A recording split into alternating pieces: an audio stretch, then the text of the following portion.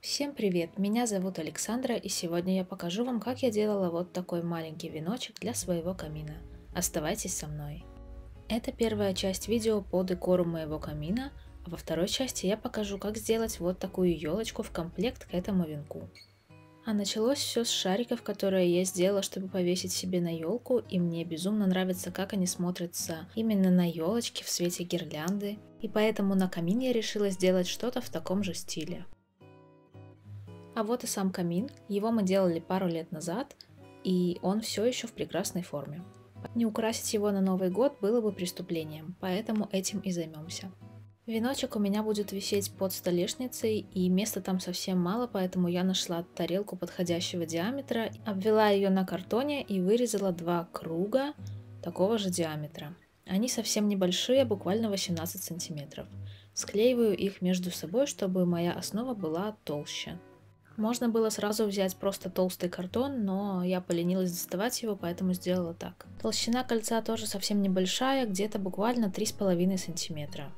Дальше беру плюшевую пряжу, она у меня где-то миллиметров 7, возможно даже меньше, совсем не толстая. И обкручиваю ей всю свою заготовку, периодически подклеивая. Пряжу я подклеиваю достаточно плотно, потому что даже в приклеенном виде она имеет свойство расходиться, и потом будет видна основа, а я этого не хочу.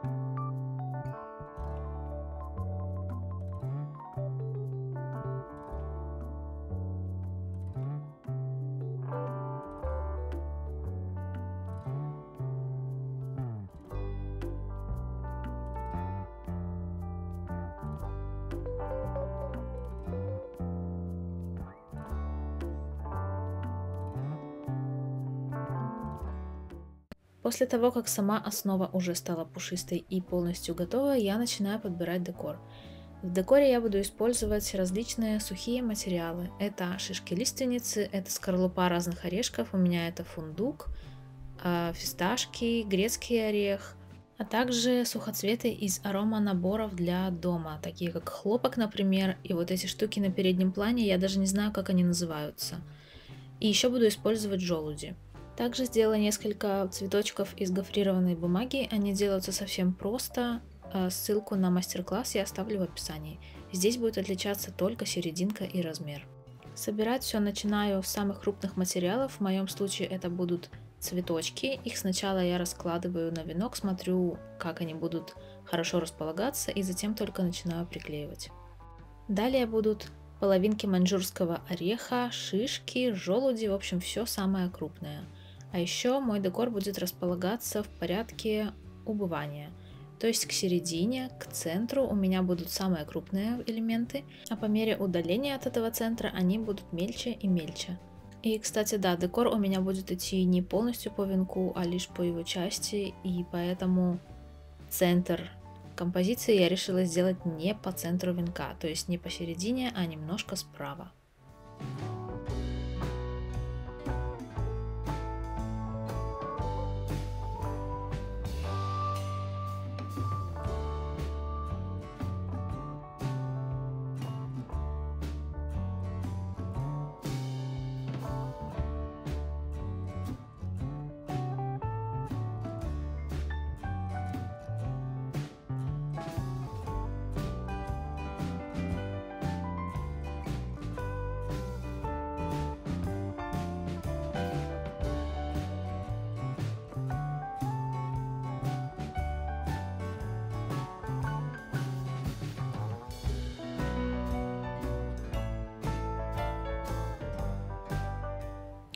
пустые места, которые остаются между материалами, я всегда закрываю мхом, чтобы не светилась основа. В моем случае это обычный сушеный белый мох сфагнум, который я покупаю в садовом центре. Он для субстрата для орхидей. И я его даже не везде подклеиваю, потому что, например, там, где шишки, в принципе, он держится и сам. Он не выпадает, цепляется за чешуйки шишек. Но где-то, конечно, приходится его и приклеить. И в этот раз у меня возникла небольшая проблемка, потому что оказалось, что мха у меня совсем мало, и я надеялась, что мне хватит его, но мне его не хватило. А когда я поехала в магазин, чтобы докупить его, оказалось, что в продаже его уже, видимо, нет, потому что я его не нашла вообще нигде, ни в интернете, ни живьем. Поэтому в самом конце работы пришлось вносить небольшие изменения, и я все покажу и расскажу, и покажу, как изменилась работа по итогу.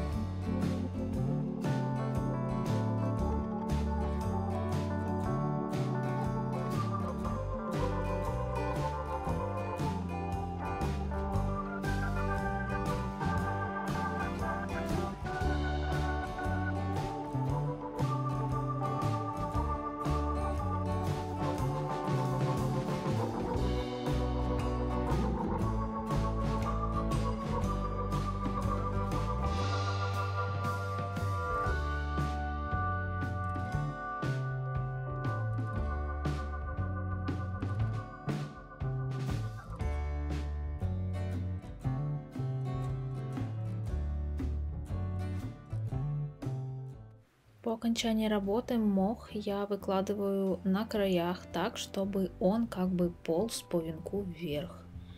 Мне нравится такой эффект, я, наверное, почти во всех своих работах так делаю, но мне это совершенно не надоедает. Вот примерно так это выглядело изначально, до того, как я столкнулась с тем, что у меня не хватает мха.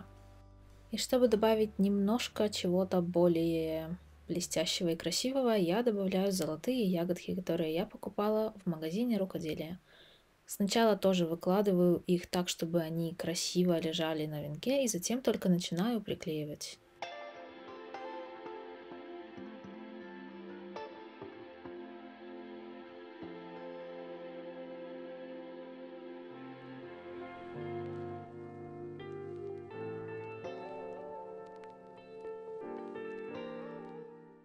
Вот так выглядит, на мой взгляд, чуть более по-новогоднему. И после того, как весь сухой декор я наклеила, я приступаю к банту. Банты не самая сильная моя сторона, красиво завязывать их я не умею, поэтому я их обычно склеиваю.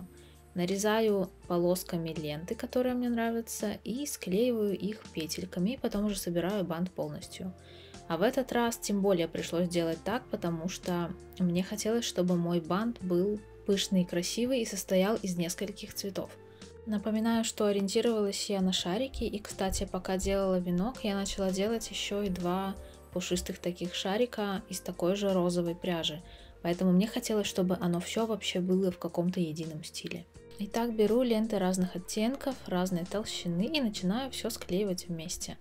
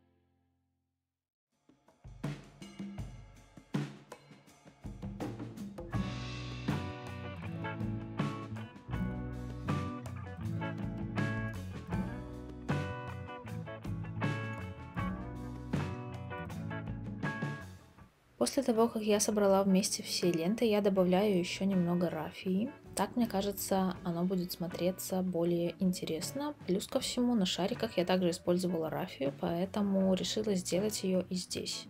И кроме того, моя рафия из натурального материала, и таким образом и по цвету, и по фактуре она хорошо перекликается с материалами, которые я использовала в декоре венка.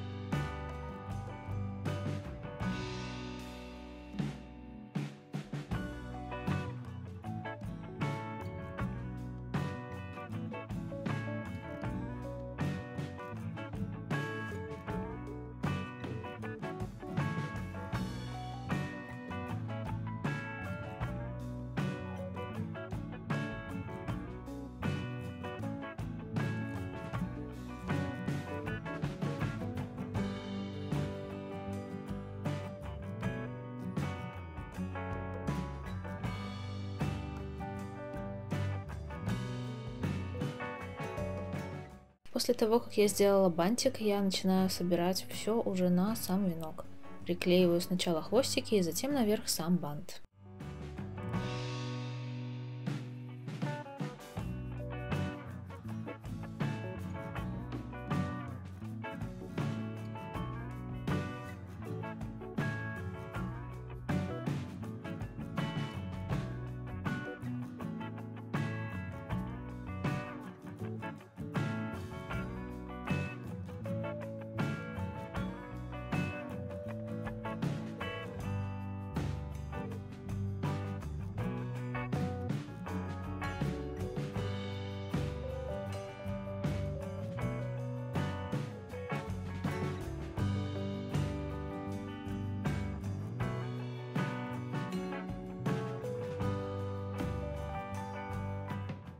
Таким образом, моя работа почти была готова, и тут я обнаружила, что все-таки у меня не хватает мха, потому что я хотела заклеить еще все пустое пространство внутри и по контуру декора.